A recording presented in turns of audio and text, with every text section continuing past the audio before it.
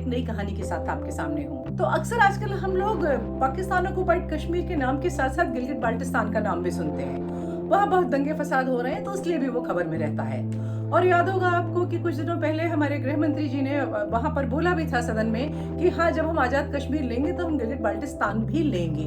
तो अभी गिलगित बाल्टिस्तान क्या है, कहाँ है और भारत इसको क्यों लेने की बात करता है। तो जम्मू कश्मीर रियासत, जिसके उस समय 1947 में जब आजादी हुई, तो उस समय वहाँ के राजा हरि सिंह थे। तो जो राजा हरि सिंह थे, उनकी रियासत बहुत बड़ी थी, जिसमें जम्मू कश्मीर था, हमारा जो है जो पीओके था वो था, लद्दाख था, तिब्बत का कुछ हिस्सा था और गिलगित बाल्टिस्तान भी था।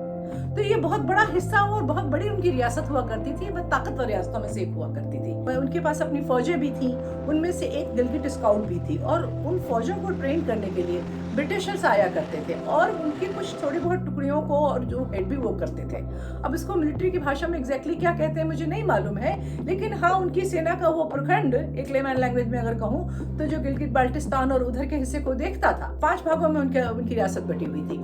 उसको हेड करते था एक अंग्रेज, उसका नाम था विलियम ब्राउन। और आप लोगों को पता होगा कि उस समय जब हम आजाद हुए तो हमारे जो प्रधानमंत्री थे, उनका ये मानना था कि कोई भारतीय इस लायक नहीं है कि सेना को संभाल सके। रॉब लॉकहार्ट जो थे, वो हमारी सेना को हेड कर रहे थे उस समय। होता क्या है कि 26 अक्टूबर 1947 को राजा हरि सिंह एक्सेशन के कागजों पर साइन करते हैं। अच्छा, ब्रिटिशर्स का ये था कि यहाँ पर वो इतना सारा खुटमेट छोड़ के जाना चाहते थे कि भारत है जो, पाकिस्तान तो छोटा था और पाकिस्तान को वो बहुत हेल्प भी करते थे।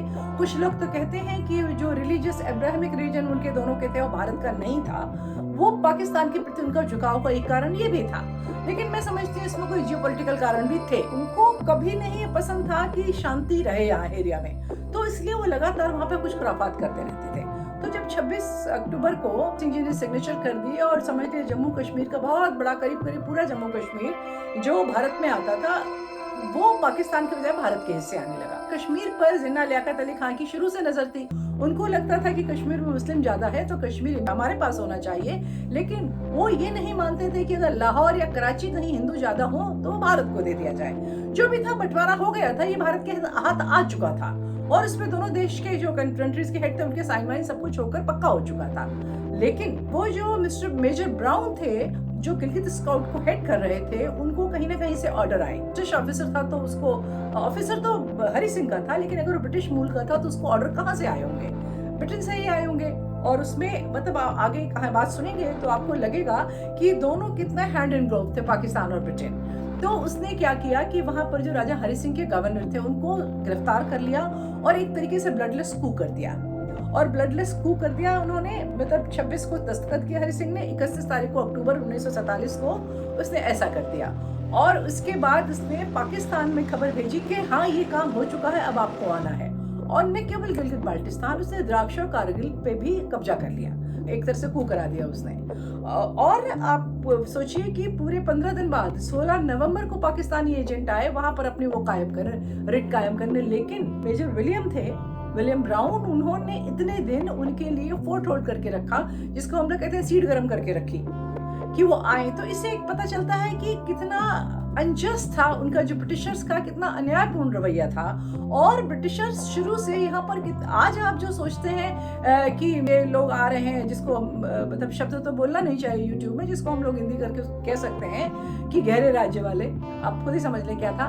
तो वो जिस तरीके से यहाँ आ रहे हैं, इंटरफेयर कर रहे हैं, तो वो कोई नई बात नहीं है। वो 47 से ही इंटरफेयर कर रहे हैं, तो उनको इंटरफेयर करने की आदत थी। तो इस तरीके से वो हिस्सा उन्होंने पाकिस्तान को दे दिया। फिर जब लड़ाई हुई उसके बाद में कश्मीर को लेकर, भारत और पाकिस्तान की जो पहली लड़ाई हुई 48 में, उसमें फिर कारगिल सेक्टर ये सब भारत ने वापस लिया। तो इस तरीके से आप सोचिए, समझ लीजिए कि क्यों भारत हमेशा कहता है कि गिलगित बाल्टिस्तान भी जम्मू कश्मीर की तरह हमारा हिस्सा है और हमको लेना है। लेकिन आप कमाल की बात सोचिए, इतने सालों किसी ने गिलगित बाल्टिस्तान के बारे में बात नहीं करी, अभी अभी ये बात होनी शुरू हुई है। और सबसे बड़ी बात यह है कि जो इतिहास का इतना बड़ा धोखा जो विलियम ब्राउन के माध्यम से ब्रिटिशर्स ने दिया भारत को, हम लोग कभी उसकी बात नहीं करते हैं, उस चैप्टर को छोड़ ही देते हैं, पता नहीं क्यों। तो खैर, ये थी गिलगित बाल्टिस्तान की कहानी। एक अगली कहानी के साथ हम फिर मिलेंगे, तब तक के लिए नमस्कार।